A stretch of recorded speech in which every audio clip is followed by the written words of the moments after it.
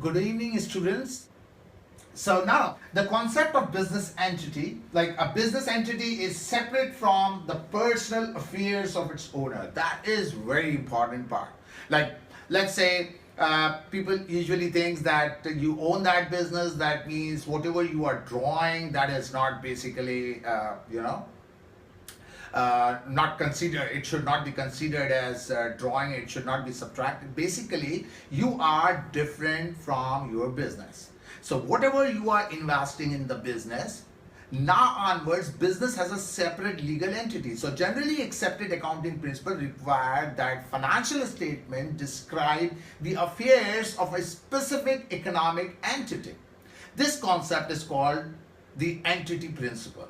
A business entity is an economic unit that engages in identifiable business activities for accounting purposes. The business entity is regarded as a separate from the personal activities of its owner. For example, Vagabond.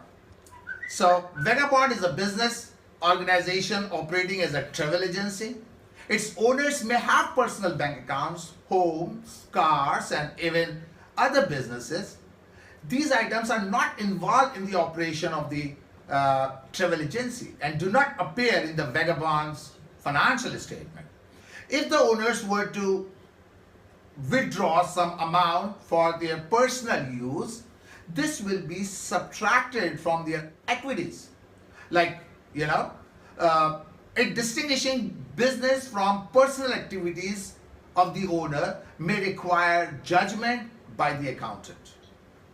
So now this is a starting point and we are discussing the statement of financial position, and in this financial position I'm giving you an idea or a snapshot of the balance sheet. Like this is a balance sheet of the Vagabond travel agency, and it ends on December 31st 2002, and all the assets are mentioned on one side of the balance sheet or the financial statement of financial position, whereas on the other side we have the liabilities and owner's equity. Now if you see that all of the three financial statements which we discussed contain important information, but each includes different information. For that reason, it is important to understand all three financial statements and how they relate to each other. The way they relate is sometimes referred to as articulation, a term we will say more about later in the upcoming lectures. A logical starting point for understanding financial statement is the statement of financial position, and also called the balance sheet. The purpose of this financial statement is to demonstrate where the company stands in financial terms at a specific point in time.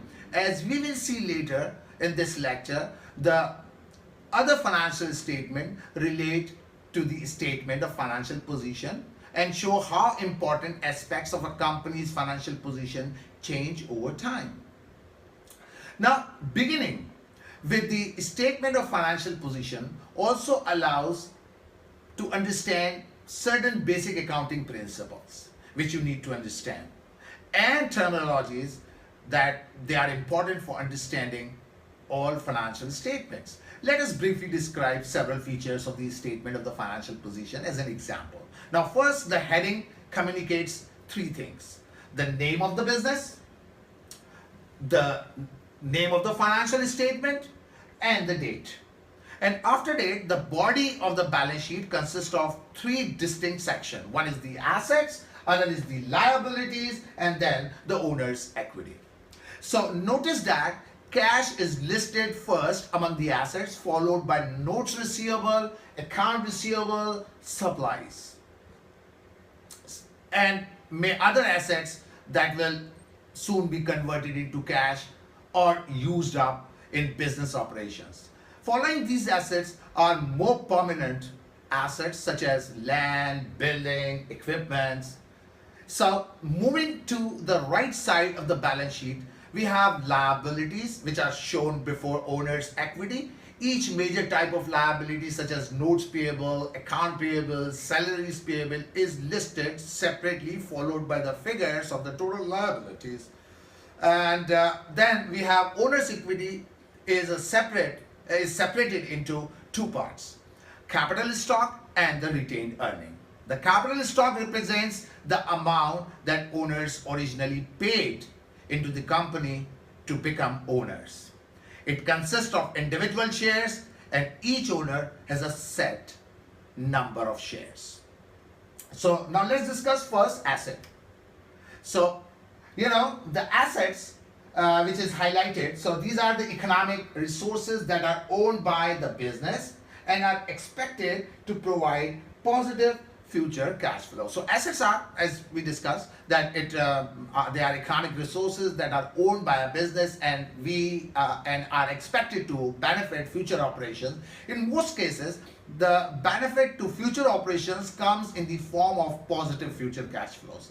The positive future cash flows may come directly as the asset is converted into cash, like collection of receivables, or indirectly as the asset is used in the operating the business to create other assets that result in the positive future cash flows, like building and land used to manufacture a product for sale, or assets may have defined physical characteristics such as building, machinery, or an inventory of merchandise. On the other hand, same assets exist not in physical or tangible form, but in the form of valuable legal claims or rights. Example are amounts due from customers, investment in government bonds, and patent rights. One of the most basic and at the same time most controversial problem in accounting is determining the correct dollar amount for the various assets of a business. At present, generally accepted accounting principle call for the valuation of some asset in a balance sheet at cost rather than at their current market value. The specific accounting principles supporting cost as the basis of asset valuation are discussed below. So in order to value an asset, we have the cost principle. So the first thing is the cost principle. And what is cost principle? It is very simple, easy to understand. That is, assets such as land, building, merchandise, equipment are typically of the many economic resources that are required in producing revenue for the business.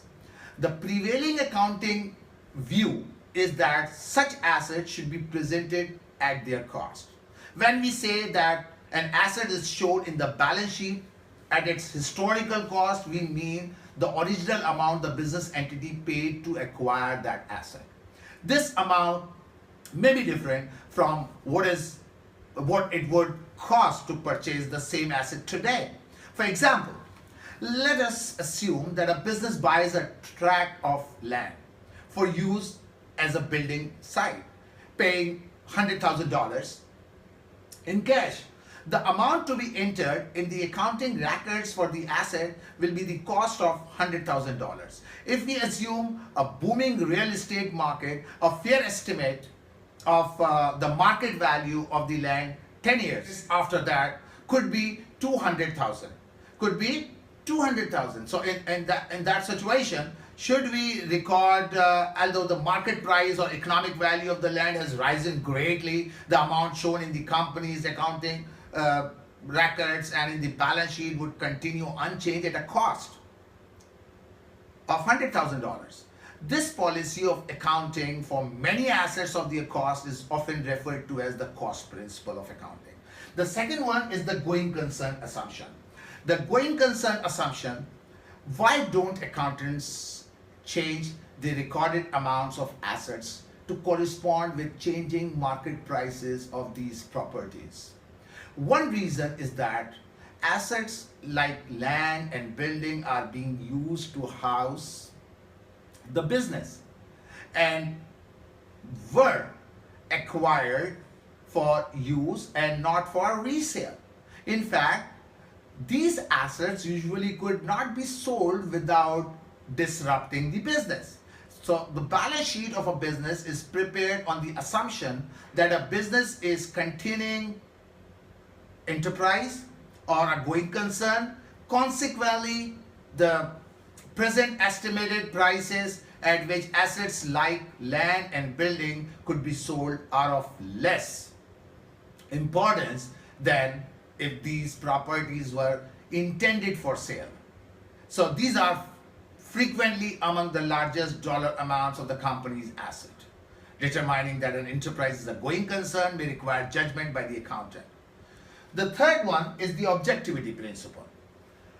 Another reason for using cost rather than the current market values is in accounting for many assets in the need for a definite factual basis of valuation. The cost of land, building, and many other assets that have been purchased can be definitely determined.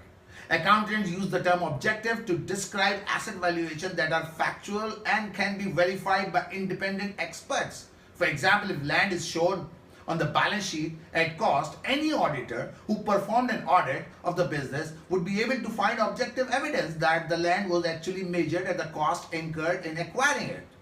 On the other hand, estimated market value for the assets such as building and specialized machinery are not factual and objective. Market value are constantly changing, and estimates of the prices at which assets could be sold are largely a matter of judgment.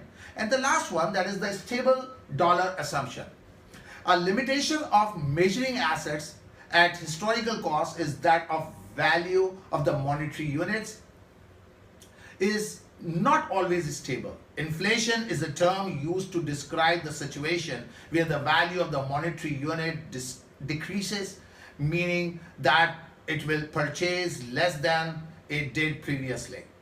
So deflation, on the other hand, is the opposite situation in which the value of the monetary unit increases, meaning that it will purchase more than it did previously. So typically countries like United States have experienced inflation rather than deflation. When inflation becomes severe, historical cost amounts of the assets lost their relevance on the basis of... Thanks for watching.